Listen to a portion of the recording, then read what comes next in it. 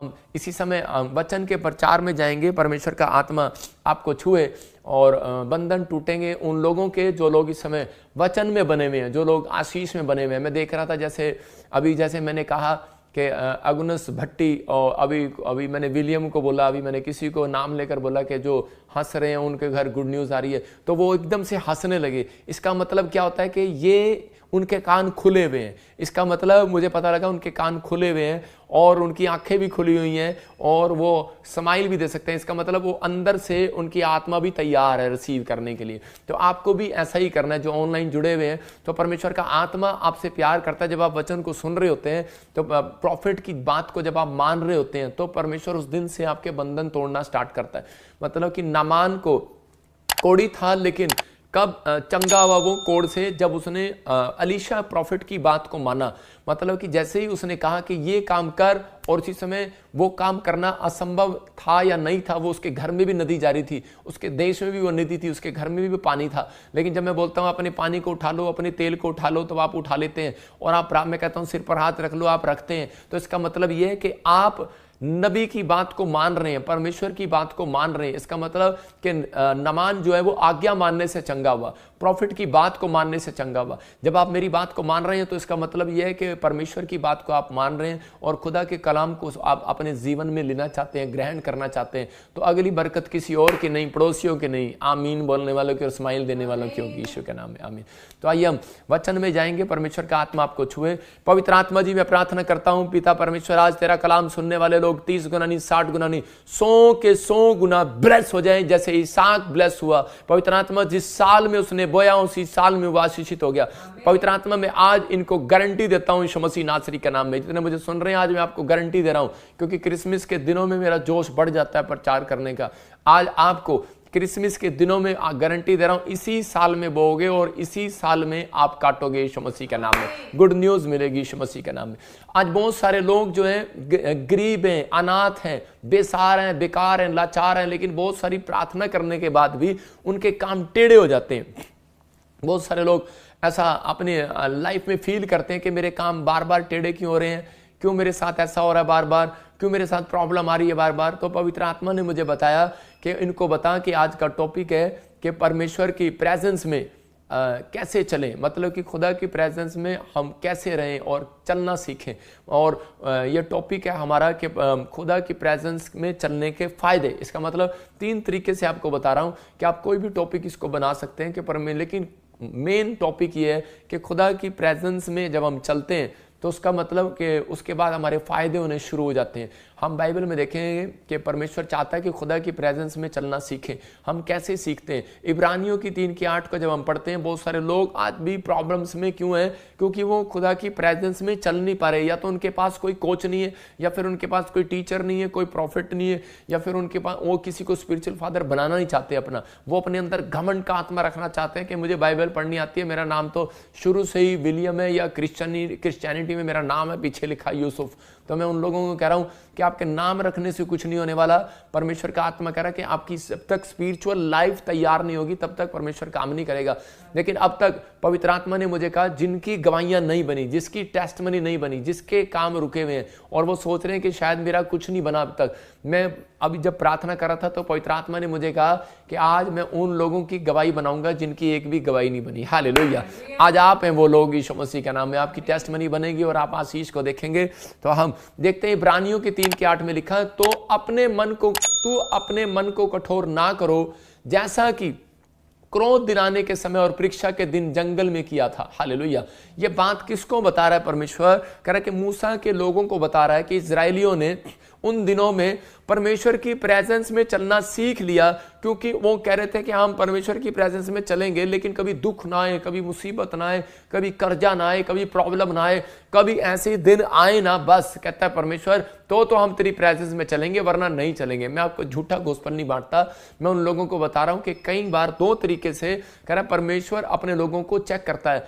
कह रहा है कि जब परमेश्वर ने वहां मारा के जंगल में पानी उनको नहीं दिया तो उसको उनको चेक किया कि मैं 3 दिन अगर इनको पानी नहीं दूंगा तो देखता हूं कि ये मेरी प्रेजेंस में फिर भी चलेंगे या नहीं चलेंगे। हो सकता है आप ऑस्ट्रेलिया, अमेरिका, न्यूजीलैंड से जुड़े हुए हो, आप इंडिया से जुड़े हुए हो, लेकिन परमेश्वर उन लोगों के साथ हमेशा रिश्ता बना के रखना चाहता है जो खुदा के साथ कहता है कि जो परमेश्वर के साथ दुख में भी सुख में भी साथ खड़े रहते हैं। याद रखना, तो परमेश्वर उनके साथ प्रेजेंस में रहना चाहता है। तब जब परमेश्वर ने मूसा के लोगों को चेक किया तो उस समय वो बता रहा था, कह रहा तो अपने मन को कठोर ना करो जैसा क्रोध दिलाने के समय, कह रहा कि जैसा कि क्रोध दिलाने के समय और परीक्षा के दिन जंगल में किया था। मतलब कि परमेश्वर को क्रोध दिलाया था उन लोगों ने। परमेश्वर ने चेक किया कि 3 दिन इनको पानी नहीं दूंगा, खाने नहीं दूंगा, तो देखता हूं मैं क्या करता हूं, ये लोग क्या करते हैं। तो उसी समय वो लोग इतने गुस्से में आ गए, उन्होंने मूसा के खिलाफ बोलना स्टार्ट कर दिया। उसने कहा नहीं तुम परमेश्वर की प्रेजेंस में बने रहो। कहते हैं बाढ़ में गई प्रेजेंस। कहते हैं कि हमें तो खाना नहीं मिल रहा, हमें तो पानी नहीं मिल रहा, हमें तो ये नहीं मिल रहा। आज बहुत सारे लोग शारीरिक हैं, वो बाइबल भी पढ़ते हैं, चर्च भी जाते हैं, लेकिन शारीरिक हैं। इसलिए परमेश्वर कई बार अपने लोगों को कह रहा है कि वो घटी में जाने देता है, कई बार प्रॉब्लम में जाने देता है, कई बार समस्या में जाने देता है। लेकिन परमेश्वर का आत्मा ये नहीं है कि आपको वो हमेशा घटी में रखेगा। वो अपने लोगों को चाहता है कि वो प्रेजेंस में बने रहे, मतलब वो प्रेजेंस से बाहर ना जाए। उस समय में इजरायली खाने पर ज्यादा जोर था, वो जो दनादन खाने पे ज्यादा जोर था उनका। तो परमेश्वर ने जानबूझकर उनकी फास्टिंग कराया 3 दिन की। लेकिन उस समय वो देख रहा था और इसी समय कि ये मेरे साथ प्रेजेंस में रहेंगे कि नहीं रहेंगे, तो वो परमेश्वर के खिलाफ कुड़कुड़ाने लगे। बाइबल बोलती है जब एक व्यक्ति खुदा की प्रेजेंस में चलता है तो वो कभी कर्जे में, गरीबी में, बंधन में नहीं रहता, आजाद हो जाता है। इसलिए परमेश्वर ने देखा, कह रहा कि इनमें से कौन मेरे साथ चलेगा, और जो मेरे साथ चलेगा मेरे दास के साथ, मैं उसको कनान देश में लेकर जाऊंगा जहां पर दुख नहीं होगा, खाना खत्म नहीं होगा, दूध की नदियां होंगी, कह रहा काजू बादाम होंगे, सब कुछ होगा। परमेश्वर आपका फेवर करेगा वहां पर। कह रहा जल्दी बूढ़ा नहीं होगा आदमी, गोरा रहेगा, काला नहीं पड़ेगा, चिट्टा रहेगा। मतलब ऐसे ऐसे स्थान है हमारे। ऑस्ट्रेलिया में भी है वो स्थान, कनाडा में भी है वो स्थान। मतलब कि ऐसे बर्फ के इलाके हैं जहां पर लोग गोरे रहते हैं, काले नहीं होते। तो मतलब कि जम्मू में जैसे कि एक एरिया है कि वहां पर सेब खाने को मिलता है, या कई जगह यहाँ पर ऐसे राजस्थान में कुछ नहीं मिलता है खाने को। तो उन लोगों के लिए बात कर रहा हूं कि परमेश्वर का आत्मा कहता है कि आज अपने हाथों को उठाऊं और कहूं कि प्रभु मैं ऐसी प्रेजेंस में चलना चाहता हूं, मैं तेरी प्रेजेंस में चलना चाहता हूं, और मेरे बच्चों को भी प्रेजेंस में चलना सिखा। याद रखना वो गरीब नहीं होंगे, कर्जे में नहीं रहेंगे, काले नहीं पड़ेंगे। मैं कह रहा हूं कि वो हष्ट-पुष्ट रहेंगे, उनकी हड्डियां किडनियां हष्ट-पुष्ट रहेंगी। आप जितनी मर्जी प्रार्थना कर लो, लेकिन परमेश्वर आपके स्वास्थ्य का भी ध्यान रखना चाहता है। वो चाहता है, कह रहा है कि जब आप अपने स्वास्थ्य का ध्यान रखते हैं तो, लेकिन जब आप ऐसे फास्ट फूड खाते हैं, ऐसी चीजें खाते हैं, तो आपके जीवन में कह रहा है कि आपकी जो नसें हैं, जो आपके किडनी है, हार्ट है, लीवर है, ये कमजोर पड़ जाते हैं। इसलिए परमेश्वर चाहता है कि खुदा की प्रेजेंस में चलने वाला व्यक्ति उपवास करे। याद रखना, नंबर 1 कहता है कि अगर आपको खुदा की प्रेजेंस में चलना है तो नंबर 1 आपको फास्टिंग करना है।